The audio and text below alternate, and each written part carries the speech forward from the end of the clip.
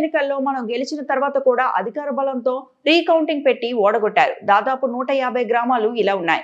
ఒక్కటి కూడా వదిలిపెట్టాం. తప్పకుండా కోర్టుకు పోతాం. గెలిచి వచ్చేదాకా మీకోసం కొట్లాడతాం. కేటీఆర్ అట్లాగే ఇక్కడ రాఘవాపురం గాని వాసాల మరి గాని మీ యాదాద్రి భువనగిరి జిల్లాలో గెలిచిన వాళ్ళని కావాలని ఇవాళ దగ్గర రాష్ట్రం మొత్తం నిన్న కూర్చొని లెక్క తీసినాం.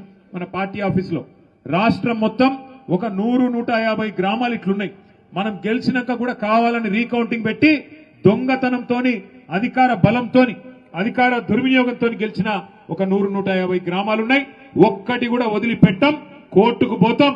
తప్పకుండా గెలిచి వచ్చేదాకా మీకోసం కొట్లాడతామని చెప్పి కూడా నేను విజ్ఞప్తి చేస్తా ఉన్నా. మనం ఎమ్మెల్యేలనే ఇడిచిపెట్టలేదు.